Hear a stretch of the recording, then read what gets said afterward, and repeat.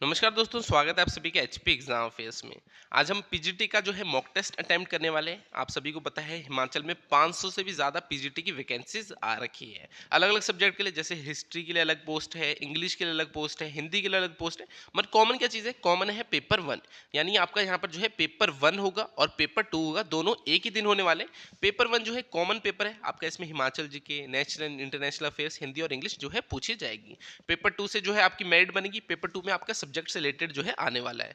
तो आज हम पेपर वन का जो है मॉक टेस्ट करेंगे पीजीटी के लिए। इस मॉक टेस्ट की जो पीडीएफ है वो आपको डिस्क्रिप्शन में मिल जाएगी, वहां से आप इसे डाउनलोड कर सकते हैं। पहले मॉक टेस्ट को खुद अटेम्प्ट कीजिए, उसके बाद इस वीडियो को देखिए, आपको पता लग जाएगा आपकी तैयारी जो है पेपर वन की अच्छी चली है या नहीं चली है। तो जो लिंक है मॉक टेस्ट का वो आपको डिस्क्रिप्शन में मिल जाएगा। तो हम बिना किसी देरी के आज के लेक्चर को हम स्टार्ट करते हैं। फर्स्ट क्वेश्चन देखिए, प्राचीन काल में इन्हें मानक पर्वत के नाम से जाना जाता था। तो कुछ स्टेटमेंट दे रखी है, जैसे पहले बोल रहा है प्राचीन काल में इन्हें मानक पर्वत के नाम से जाना जाता था। यहाँ पर जो है वार्षिक वर्षा जो होती है 1500 मिमी से 1800 मिमी तक होती है। इस क्षेत्र की जो समुद्र तल से ऊंचाई है वो 350 मीटर से 1500 मीटर तक है। और यहाँ पर लॉन्गिट्यूडनल वैलीज जो है फॉर्म होती है, जिन्हें दून्स भी कहा जाता है। तो ये जो है किसके बारे में बात हो रही है? तो प्राचीन काल में मानक पर्वत किसे कहते थे? बहुत इजी क्वेश्चन है। मानक पर्वत किसे कहते थे? ट्रांस हिमालय को, ग्रेट हिमालयस को, या मिडल हिमालयस को, या शिवालिक्स को? तो राइट आंसर क्या है? राइट आंसर है शिवालिक। प्राचीन काल में जो है मानक पर्वत किसे बोलते थे? शिवालिक को बोलते थे। और ये सबसे लो लेवल की जो पहाड़ियां होती है हिमाचल में वो शिवालिक में ही आती है। जैसे आपका ऊना डिस्ट्रिक्ट है, ऊना पूरा का पूरा जो है शिवालिक में आता है। यहाँ पर जो है आपकी पहाड़ों की हाइट है वो जो है सबसे लो लेवल की हिमाचल में अगर देखी जाए कितनी है? 350 से लेके 1500 मीटर तक है। तो इसका right answer option D Shivalik है। चलिए नेक्स्ट देखते हैं। सेकंड क्वेश्चन क्या दिया? Which of the following Himalayan area occupies the highest geographical area of Himachal Pradesh? निम्न में से कौन सा जो है हिमालय क्षेत्र हिमाचल के उच्चतम भौगोलिक क्षेत्र पर स्थित है? तो इसमें कहना क्या जाता है कि जैसे हिमाचल का ये मैप है मान लीजिए, तो यहाँ पर जो है सबसे ज्यादा एरिया कौन सी जो जगह है वो कवर करती है? सब हिमालयन रीजन करता है, मिडल माउंटेन रीजन करता है, हाई माउंटेन रीजन करता है, ट्रांस हिमालयन रीजन करता है? तो बताइए सबसे ज्यादा जो हिमाचल का अगर मैप देखिए उसमें सबसे ज्यादा एरिया कौन सा रीजन जो है इसमें कवर करता है?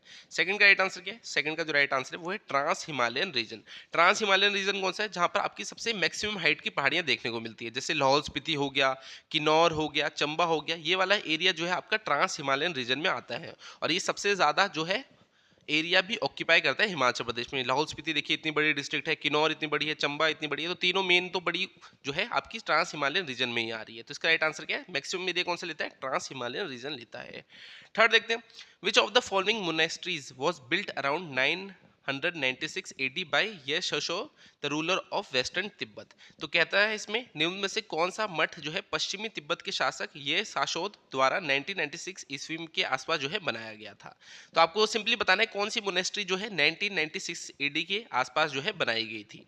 टाबो है, कारदांग है, तायुल है, या केमूर है? तो बताइए कौन सी जो मोनेस्ट्री है वो 1996 AD के जो है अराउंड बनाई गई थी? तो थर्ड का राइट आंसर क्या है? थर्ड का जो राइट आंसर है वो है ताबो मोनेस्ट्री। ताबो मोनेस्ट्री क्या है? ये हिमाचल प्रदेश की सबसे ओल्डेस्ट मोनेस्ट्री भी है। और कब बनाई गई है? 1996 AD के अराउंड जो है बनाई गई है। इसे और भी किस नाम से जाना जाता है? अजंता ऑफ हिमालय भी बोलते हैं। ठीक है, ये अजंता ऑफ हिमाचल प्रदेश। तो अजंता ऑफ हिमाचल प्रदेश किसे बोलते हैं? टाबो को ही बोलते हैं। अगर आपसे क्वेश्चन पूछे कि हाँ अजंता ऑफ हिमाचल प्रदेश नाम से कौन सी जगह जो है प्रसिद्ध है, वो टाबो मोनेस्ट्री है। तो इसका राइट आंसर कौन सा है? 1996 AD के अराउंड किसे बनाया गया था? टाबो मोनेस्ट्री को बनाया गया था। और ये हिमाचल प्रदेश की सबसे ओल्डेस्ट मोनेस्ट्री भी है, ये लाहौल स्पीति में लोकेटेड है। फोर्थ देखिए, किनौरी आर्कल एंड लिंकन बून are varieties of which of the following? तो कहना चाहता है किनौरी आर्कल और लिंकन बून जो है वो किसकी किस्में हैं? तो बताइए ये किसकी किस्में? किनौरी आर्कल और लिंकन बून, पोटैटो की, पीस की, टोमेटो की, या एप्पल की? तो बताइए किनौरी आर्कल एंड लिंकन बून जो है ये किसकी किस्में हैं? फोर्थ का राइट आंसर क्या है? फोर्थ का जो राइट आंसर है वो है पीस। अब पीस तो इंग्लिश में बोल रहे हैं, हिंदी में क्या बोलते हैं? हिंदी में मटर बोलते हैं। तो मटर की किस्में जो है किनौरी आर्कल और लिंकन बून, किसकी किस्में? मटर की जो है ये किस्में हैं। अगर मॉक टेस्ट आपको अच्छा लग रहा होगा तो इस वीडियो को लाइक कर देना। बाकी आपके लिए मैंने 20 से भी ज़्यादा मॉक टेस्ट ऑलरेडी बना रखे हैं पेपर वन के लिए। नीचे हमारे ऐप का लिंक दिया है, ऐप को डाउनलोड कर लेना। वहाँ पर 20 से भी ज़्यादा मॉक टेस्ट जो है आपको पेपर वन के लिए मिल जाएंगे, जिस भी एग्जाम की आप तैयारी कर रहे हो। मगर अगर वो HPPSC कंडक्ट कर रहा है तो HPPSC में रहने के वाला है पेपर वन जो है वो कॉमन पेपर है आपका। चाहे किसी भी एग्जाम की तैयारी कर रहे हो, क्लास 3 पोस्ट जो है उसमें पेपर वन आपका कॉमन रहेगा। तो उसका पूरा कोर्स मैंने बना रखा है, रिकॉर्डेड कोर्स भी और टेस्ट सीरीज भी। नीचे ऐप में आपको जो है उसकी डिटेल्स मिल जाएगी। फिफ्थ क्वेश्चन देखिए, Improved Agriculture Development Program was started in Mandi on the 14 November 1962 in collaboration with which of the following countries? तो कहना चाहता है निम्न में से किस देश के सहयोग से 14 नवंबर 1962 को जो है मंडी में उन्नत कृषि विकास कार्यक्रम शुरू किया गया था। तो बताइए मंडी में जो है उन्नत कृषि विकास कार्यक्रम यानी इम्प्रूव्ड एग्रीकल्चर डेवलपमेंट प्रोग्राम जो है स्टार्ट किया गया था 1962 में। तो किसके जो है सहयोग से? यूएसए से सहायता से, या जर्मनी की, या फ्रांस की, या इजराइल की? तो बताइए फिफ्थ का राइट आंसर क्या है? फिफ्थ का जो राइट आंसर है वो है जर्मनी। तो जो है जर्मनी की सहायता से जो है इम्प्रूव्ड एग्रीकल्चर डेवलपमेंट प्रोग्राम जो है 1962 में मंडी की जो बल घाटी है वहां पर जो है स्टार्ट किया गया है। फिफ्थ का राइट आंसर ऑप्शन बी है जर्मनी। सिक्स देखते हैं eight which of the following places the trial of Nathuram Godse was conducted.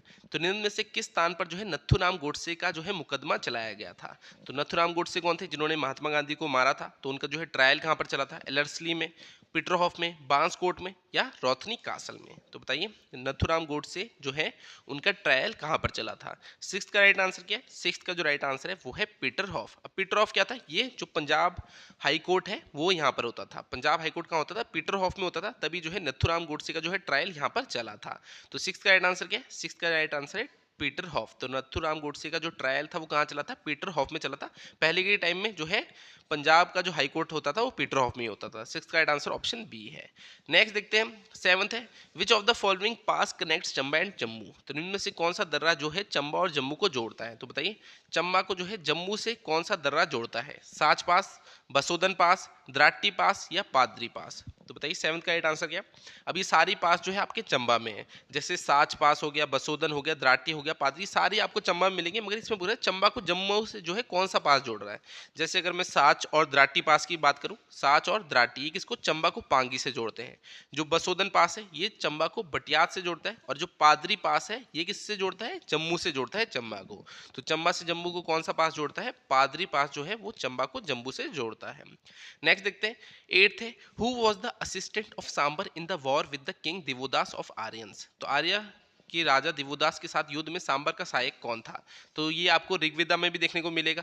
जो सांबर और दिवोदास है इनके बीच में 40 साल का जो है युद्ध हुआ था जिसमें दिवोदास जीत जाते हैं। दिवोदास के जो असिस्टेंट होते हैं वो कौन होते हैं? ऋषि भारद्वाज होते हैं। ऋषि भारद्वाज जो है दिवोदास के होते हैं। मगर क्वेश्चन में क्या पूछा है? सांबर जो था उसके जो असिस्टेंट था वो कौन था?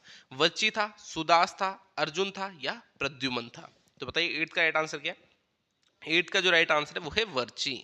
तो जो सांबर होता है उसका असिस्टेंट कौन होता है? वर्ची होता है। और किंग देवदास का जो असिस्टेंट होता है वो ऋषि भारद्वाज होता है। और इन दोनों के बीच में, सांबर और देवदास के बीच में 40 साल का युद्ध होता है जिसमें देवदास जीत जाता है। तो एट का राइट आंसर वर्ची है। सांबर का असिस्टेंट कौन होता है? वर्ची। नाइन देखते हैं। अब यहाँ पर आपको राजा बताएं और पेंटिंग स्टाइल बताएं। आपको बताना है किसके टाइम पे जो है जो पेंटिंग स्टाइल है वो बहुत ज़्यादा फला फूला था, बहुत ज़्यादा डेवलपमेंट उसमें हुई थी। तो देखिए ऑप्शन दे रखे राजा उदय सिंह, राजा कृपाल, राजा गोवर्धन, या राजा मेहरचंद। तो आपको बताना है ये कौन से जो है किससे रिलेटेड है, कौन से पेंटिंग स्टाइल से रिलेटेड है। जैसे राजा उदय सिंह हो गए, राजा उदय सिंह जो है चंबा से रिलेटेड है, ठीक है। चंबा जो पेंटिंग स्टाइल है इनके टाइम पे जो है फला फूला था। फिर राजा कृपाल हो गए, जो राजा कृपाल है ये किससे? ये बशौली जो पेंटिंग स्टाइल है इससे रिलेटेड है। राजा गोवर्धन जो है ये किससे? ये कांगड़ा से। और राणा मेहरचंद जो है ये आर्की, ठीक है, आर्की पेंटिंग स्टाइल से जो है रिलेटेड है। यानी इन्हीं के टाइम पे जो है आर्की जो स्टाइल था पेंटिंग वो फला फूला था। तो इसका राइट आंसर क्या होना चाहिए? राइट आंसर होना चाहिए फोर, फोर के बाद वन, फिर टू, फिर थ्री। तो फोर वन टू थ्री कहाँ पर दे रखा है? नाइन्थ में देखते हैं फोर वन टू थ्री। तो यहाँ पर आपका ऑप्शन ए इसका राइट आंसर है। चलिए नेक्स्ट क्वेश्चन देखते हैं। नेक्स्ट यहाँ पर दे रखा है कंसीडर द फॉलोइंग स्टेटमेंट्स। अब आपको यहाँ पर जो है तीन स्टेटमेंट्स दे रखी है, आपको बताना है इनमें से करेक्ट कौन सी है। तो पढ़ लेते हैं। जय सिंह कन्हैया कांगड़ा पहाड़ियों पर आक्रमण करने वाले पहले सिख थे। तो बताइए जय सिंह कन्हैया क्या पहले सिख थे जिन्होंने कांगड़ा पहाड़ियों पर हमला किया था? तो ये स्टेटमेंट आपकी रॉन्ग है, क्योंकि उनका नाम क्या था? उनका नाम था जस्सा सिंह रामगढ़िया, जो पहले सिख थे जिन्होंने कांगड़ा हिल्स पे अटैक किया था। तो जय सिंह कन्हैया नहीं, जस्सा सिंह रामगढ़िया उनका नाम था।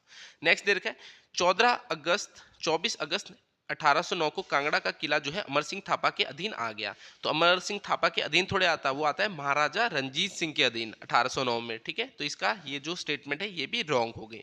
फिर उसमें बोल रहा है फतेह सिंह आहलूवालिया को जो है गवर्नर नियुक्त किया जाता है? तो किले का गवर्नर जो है फतेह सिंह अलूविलिया को जो है नियुक्त किया जाता है? नहीं किया जाता। किसको किया जाता है? देसा सिंह मजीठिया को किया जाता है। तो जो महाराजा रंजीत सिंह है वो किसको बनाते हैं किले का गवर्नर? वो बनाते हैं देसा सिंह मजीठिया को।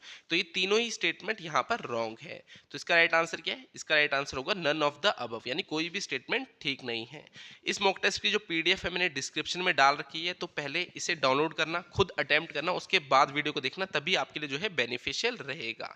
आपको अपनी तैयारी का पता लग जाएगा कि पेपर 1 की तैयारी आपकी अच्छी है या नहीं है। अगर आपको प्रॉब्लम आ रही है इस मॉक टेस्ट को देने में, इसमें अच्छा स्कोर नहीं बन रहा आपका, तो ऐसा और ज़्यादा तैयारी करने की ज़रूरत है। और हमने आपके लिए पूरा स्टडी मटेरियल भी बना रखा है। अगर आप इस नंबर पे व्हाट्सएप करोगे 7018186561 पे, आपको कंप्लीट डिटेल्स मिल जाएगी। कंप्लीट स्टडी मटेरियल जो है हम आपको प्रोवाइड करेंगे, जिसके बाहर आपको कुछ भी देखने की ज़रूरत नहीं पड़ेगी। साथ में टेस्ट सीरीज भी इसमें इंक्लूडेड है।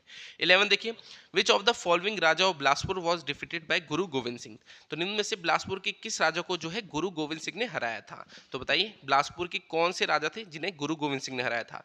राजा ताराचंद, राजा अमरचंद, राजा भीमचंद, राजा ज्ञानचंद। तो किसको हराया था? अब एक बैटल हुआ था, बैटल ऑफ भगानी साहिब। तो ये किसके बीच हुआ था? राजा जो थे बिलासपुर के, उनके और गुरु गोविंद सिंह के बीच में। किस लिए होता?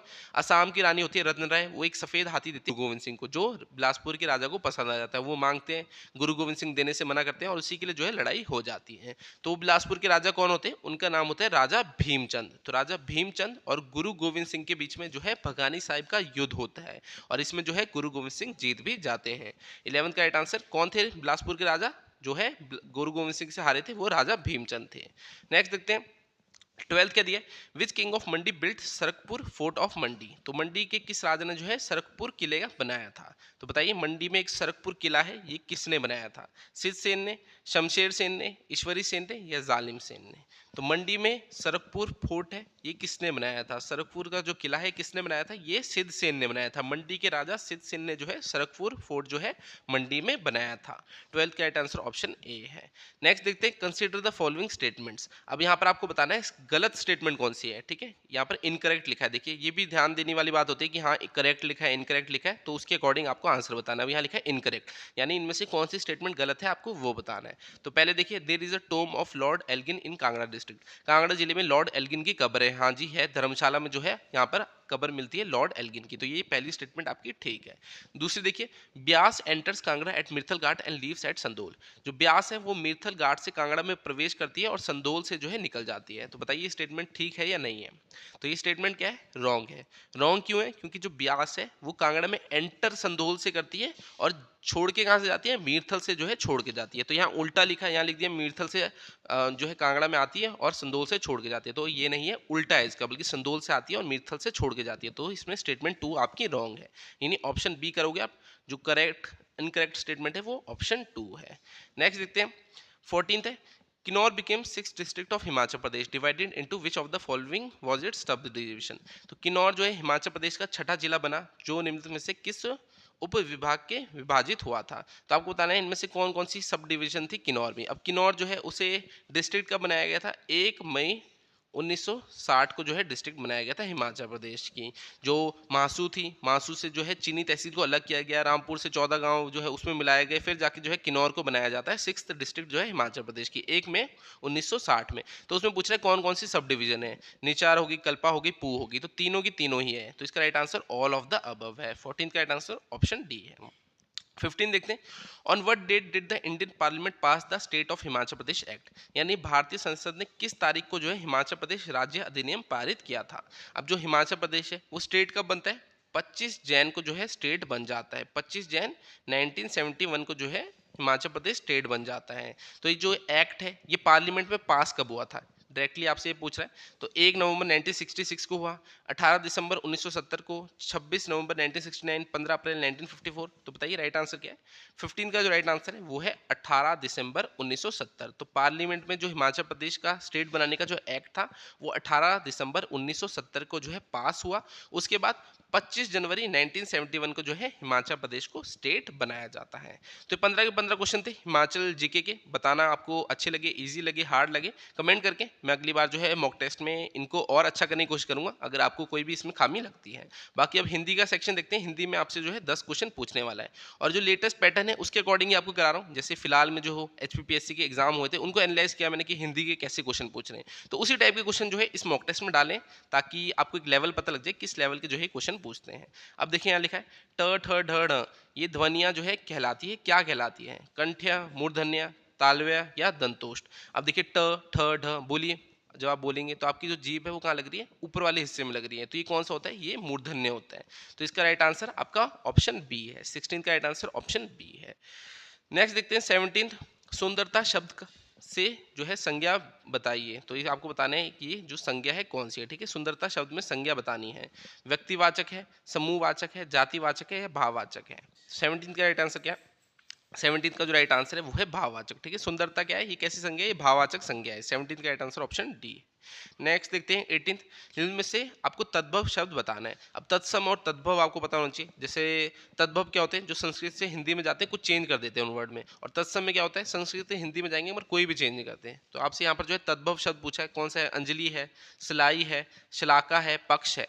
तो बताइए 18 का राइट आंसर क्या है? 18 का जो राइट आंसर है वो क्या है? वो है सिलाई। जो सिलाई है ये कैसा शब्द है? ये तद्भव शब्द है। तो 18 का राइट आंसर ऑप्शन बी है। नेक्स्ट देखते हैं 19, निम्न विकल्पों में से जो है विलोम शब्द आपको जो है चुनना है। तो यहाँ पर क्या दे रखा है? अभिसरण दे रखा है। अभिसरण का जो है विलोम यानी अपोजिट बताना है। व्यक्तिक्रम होगा, अपसरण होगा, अपवर्तन होगा या अधिसरण होगा? तो बताइए। पहले तो अभिसरण पता होना चाहिए। अभिसरण क्या होता है? जैसे आगे जाना या किसी से मिलने जाना। तो इसका जो विलोम होगा वो क्या होगा? वो होगा जैसे भाग जाना टाइप कुछ होगा, तो वो होगा अपसरण, ठीक है। इसका विलोम क्या है? अपसरण। तो अभिसरण का विलोम क्या है? अपसरण होता है। 19 का राइट आंसर ऑप्शन बी है। तो ये आपकी कॉमन टॉपिक है, जैसे समास हो गया, संधि हो गया, विलोम हो गया, समानार्थी शब्द हो गए, पर्यायवाची हो गए, यही एग्जाम में जो है पूछे जाते हैं। 20 देखिए, नारी का पर्यायवाची नहीं है। अब देखिए यहाँ पर 3 पर्यायवाची होंगे नारी के और एक नहीं होगा। वामा, विनीता, कामा, रमणी। तो बताइए नारी का इनमें से कौन सा पर्यायवाची नहीं है? तो बताइए नारी का इनमें से कौन सा पर्यायवाची नहीं है? वामा, विनीता, कामा या रमणी? तो इसका राइट आंसर है कामा। जो कामा है ये नारी का पर्यायवाची नहीं है, स्त्री का है ये। तो नारी का पर्यायवाची इनमें से कौन सा नहीं है? कामा।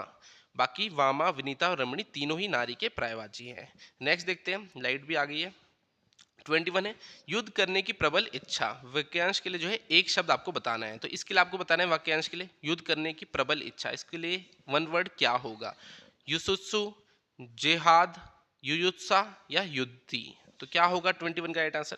21 का जो राइट आंसर है वो है युयुत्सा, ठीक है। युयुत्सा इसका राइट आंसर है। युद्ध करने की प्रबल इच्छा वो हो गया युयुत्सा। वन वर्ड क्या हो गया इसके लिए? युयुत्सा। 21 का राइट आंसर ऑप्शन सी है। नेक्स्ट देखिए 22, निम्न में से अशुद्ध शब्द है। अब आपको यहाँ पर जो है अशुद्ध बताना है, यानी स्पेलिंग किस में गलत है। तो आपको ऑप्शन क्या देखें? दुरावस्था, ऐषणा, ऐक्य, ऐश्वर्य। तो इसका राइट आंसर क्या होगा? आपको स्पेलिंग बतानी है, स्पेलिंग किस में गलत है। तो पहली स्पेलिंग जो है गलत दे रखी है। यहाँ देखिए दुरावस्था लिखा है, रा नहीं होगा, र होगा, ठीक है। दुरावस्था होगा। यहाँ पर जो आपकी यहाँ पर आ की डंडा लगा रखा है ये नहीं आएगा, ठीक है। दुरावस्था होगा। 22 का राइट आंसर ऑप्शन ए है। नेक्स्ट देखते हैं 23 क्या है। यहाँ पर आपको बताना है इसमें सही संधि कौन सी है, ठीक है। सही संधि विच्छेद कौन सा है? तो देखिए क्या क्या दे रखा है? उज्जवल दे रखा है, अधीक्षण दे रखा है, निरसंदेह दे रखा है, सन्यासी दे रखा है। तो इसमें आपको बताना है सही संधि किसकी है। तो आपका उज्जवल आपने कई सारे एग्जाम में देखा होगा, ये उज्जवल तो काफी बार पूछा आता है, ये आपकी यहाँ पर सही संधि दे रखी है, बाकी तीनों में जो है गलत है। तो उज्जवल की यहाँ पर सही संधि दे रखी है, बाकी तीनों की जो है गलत है। नेक्स्ट देखते हैं 24, निम्न में से शुद्ध वाक्य बताइए। अब यहाँ पर 4 वाक्य है, इसमें से 3 गलत है और एक आपका जो है सही होगा। तो देखिए पढ़ते हैं। 4 लड़कियां पढ़ रही थी, 5 चिड़िया उड़ रही थी, कुत्ते गलियों में घूम रहे थे, बाबू लोगों ने काम नहीं किया।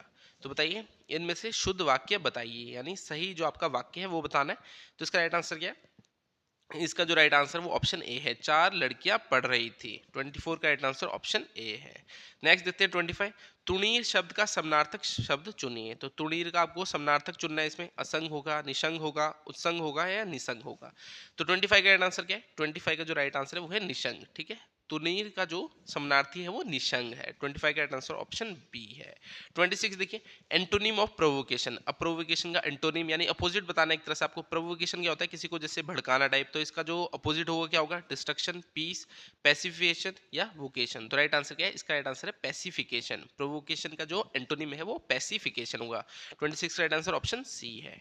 27 देखिए, सिनोनिम ऑफ जेवेनाइल। तो जेवेनाइल का जो है आपको सिनोनिम बताना है। जेवेनाइल क्या होगा, जैसे यंग हो गया, तो इसमें ऑप्शन क्या है, हिडन, यंग, ह्यूमरस, टेडियस। तो ठीक है, इसका राइट आंसर यंग होगा। ठीक है, जुवेनाइल कोर्ट भी होते हैं जहां पर छोटे बच्चों को ले जाते हैं, तो जुवेनाइल क्या मतलब यंग। ठीक है, 27 का राइट आंसर ऑप्शन बी है।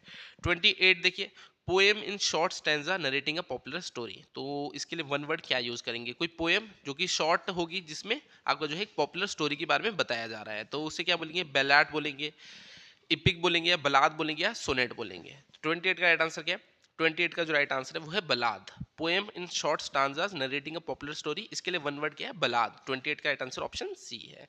नेक्स्ट देखिए, one of my colleagues is an expert in homeopathy. अब आपको यहाँ पर जो है अंडरलाइन दे रखा है, इसमें आपको बताना है कौन सा जो है इसको करेक्ट करेगा। जैसे इज एक्सपर्ट आएगा, हैज एक्सपर्टाइज्ड, हैज बीन एक्सपर्टाइज, या नो इंप्रूवमेंट, कोई भी इंप्रूवमेंट की जरूरत नहीं है।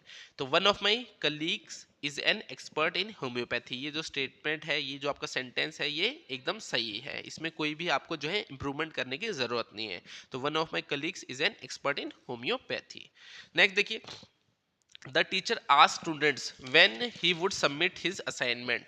तो यहाँ पर देखिए आपका जो है ये इनडायरेक्ट में सेंटेंस दे रखा है, आपको इसको डायरेक्ट में बदलना है। ठीक है, the teacher asked the student when he would submit his assignment. तो बताइए यहाँ पर क्या आएगा डायरेक्ट में, the teacher said to the student when will you submit your assignment. The teacher asked the student when will you submit his assignment. तो यहाँ पर आपका जो आस्क्ड वाले नहीं आएंगे, यहाँ पर आपका क्या आएगा, सेड वाला आएगा। ठीक है, डायरेक्ट आंसर बता रहा हूँ आपको। इसमें राइट आंसर क्या है, the teacher said to the student when will you submit your assignment. तो इसे आपको जो है, ये आपका सेंटेंस जो था ये किस में दिया था, ये इनडायरेक्ट में दिया था, आपको इसको डायरेक्ट में बदलना। तो डायरेक्ट में क्या होगा, the teacher said to the student when will you submit your assignment. अब डायरेक्टली आंसर इसलिए बता रहा हूँ क्योंकि पीडीएफ डिस्क्रिप्शन में दी है, आप वहां से जो है आपने सॉल्व कर ली होगी, उसके बाद जो है आपको यहाँ पर आंसर आप चेक कर रहे हो कि आपके आंसर ठीक हुए या नहीं हुए।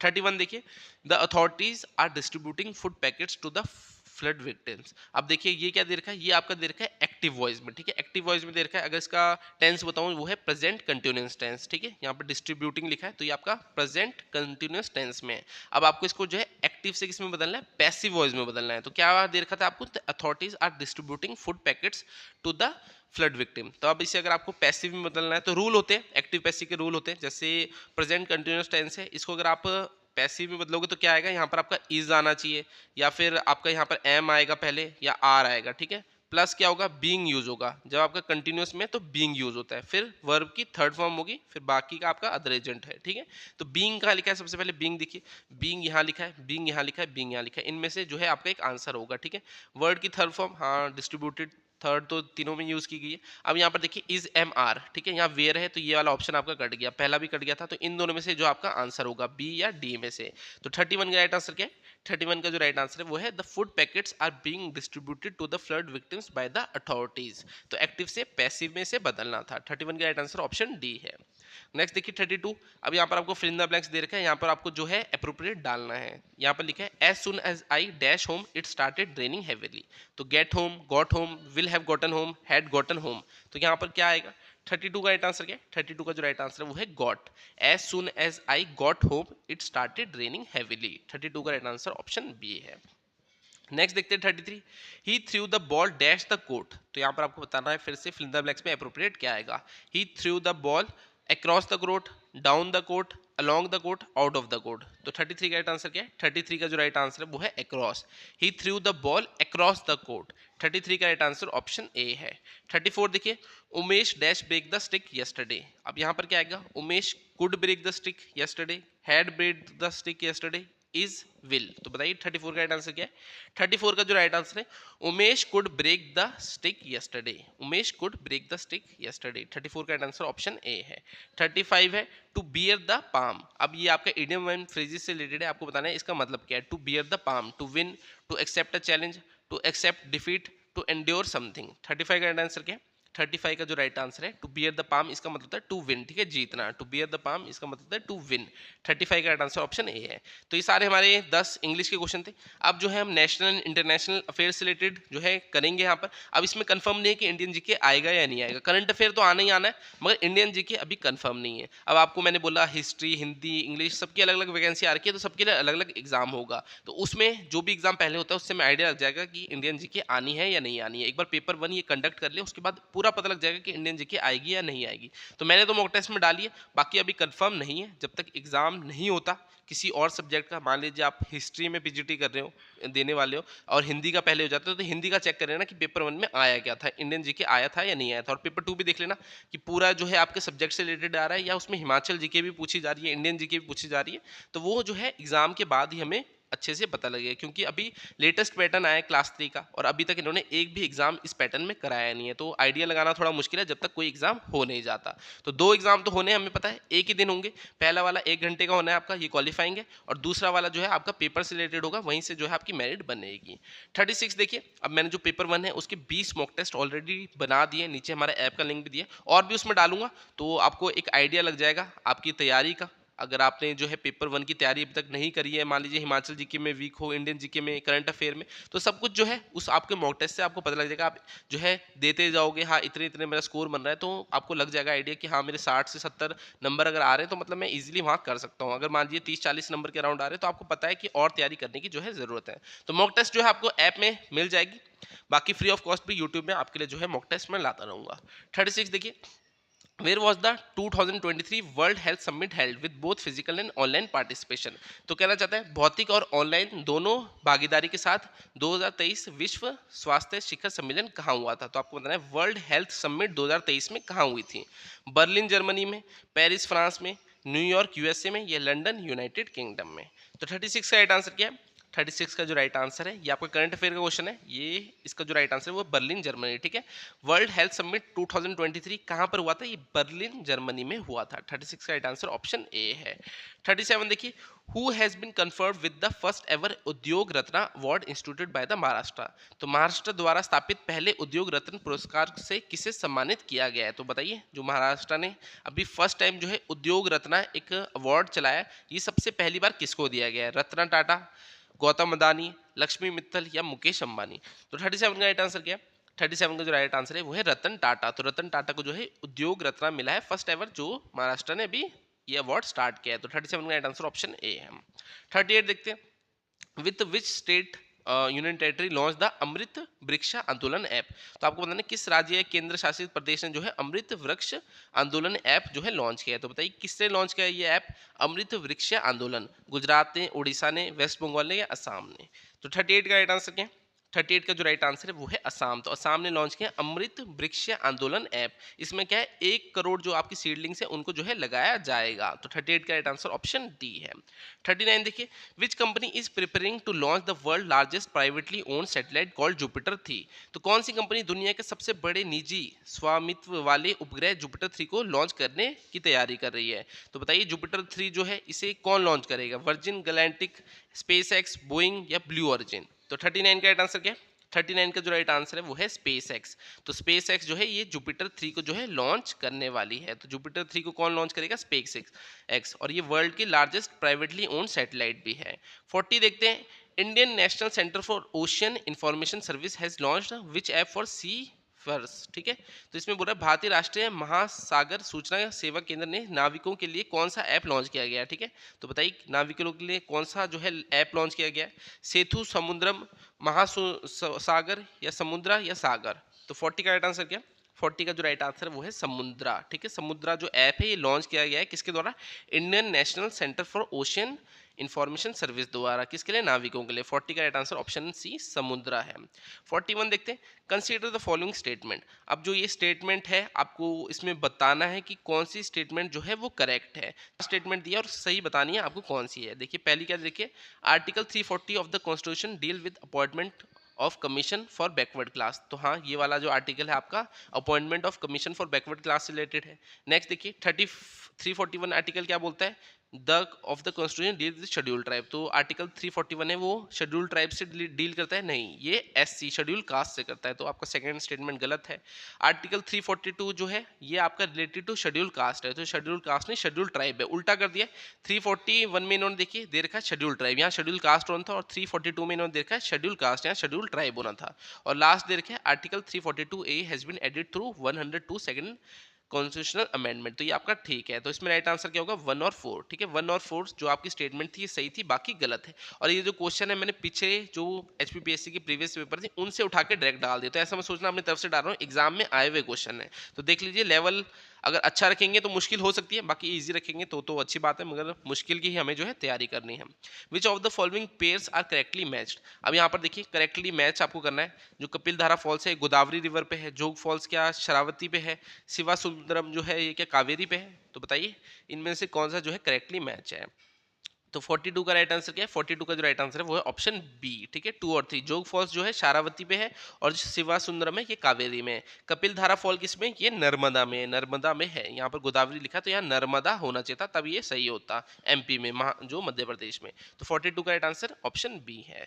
नेक्स्ट देखते हैं 43। अब यहाँ आइसलैंड बताया और ओशन बताया कि कौन सा आइसलैंड कौन से ओशन में है। ठीक है, मेडागास्कर कहाँ है, मेडागास्कर सबको पता है ये इजी है, इंडियन ओशन, बाकी आपको प्रॉब्लम आ सकती है, मगर मेडागास्कर जो है ये आपको पता है इंडियन ओशन में। अब देखिए क्यूबा दे रखा है, क्यूबा किसमें, क्यूबा जो है कैरेबियन सी में है। डिवॉन किसमें, डिवॉन आर्टिक ओशन में, और साउथहम्पटन किसमें, ये हडसन बे में है। तो इसका राइट आंसर क्या है, इसका जो राइट आंसर है वो ऑप्शन सी है।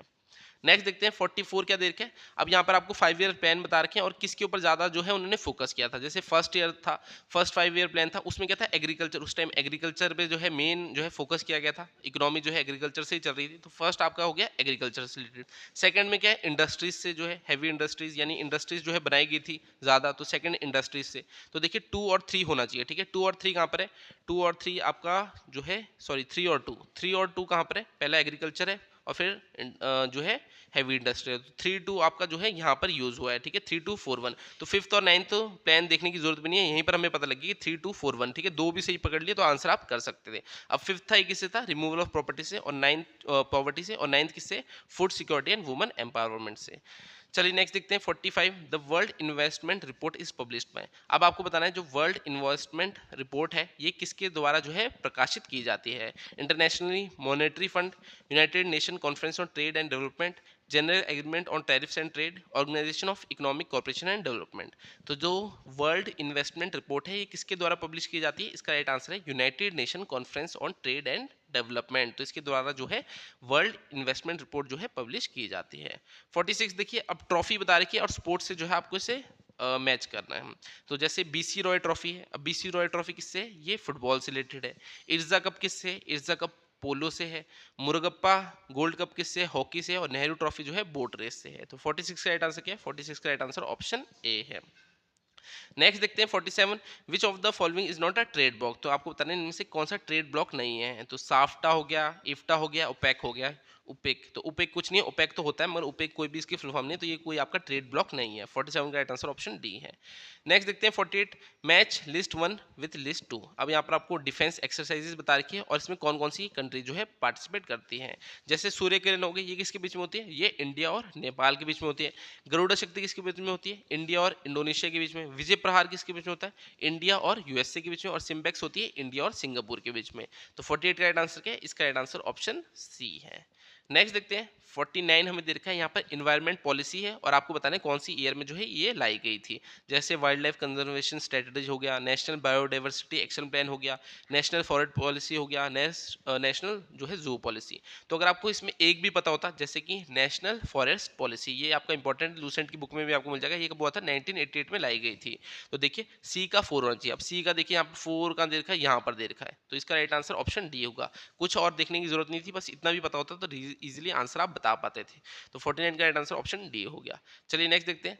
अब यहाँ पर जो है आपको डेजर्ट को जो है अरेंज करना है स्मॉलेस्ट से लार्ज। ठीक है, स्मॉल से लार्ज की तरफ जो है आपको इन्हें अरेंज करना है एरिया वाइज। जैसे यहाँ सबसे छोटा कौन सा थार है, ठीक है, इंडिया का सबसे बड़ा डेजर्ट कौन सा है, थार है, मगर यहाँ पर जो चारों में थार सबसे छोटा है। और एशिया का सबसे बड़ा डेजर्ट कौन सा है, वो गोबी है। तो यहाँ पर आपका जो है फर्स्ट यहाँ पर आएगा और थार जो है आपके सेकंड, तो ऐसे होगा 2 पहले होना चाहिए और 1 लास्ट में, तो यहाँ पर ऑप्शन सी में है। तो 50 का राइट आंसर क्या है? ऑप्शन सी इसमें जो है राइट आंसर है। तो अगर मॉक टेस्ट आपको अच्छा लगा होगा तो वीडियो को लाइक कर देना। अगर कुछ कमी भी लगी होगी तो कमेंट करके मेरे को बताना, मैं अगली बार जो वीडियो लाऊंगा उसमें उसे इंप्रूव करने की कोशिश करूंगा।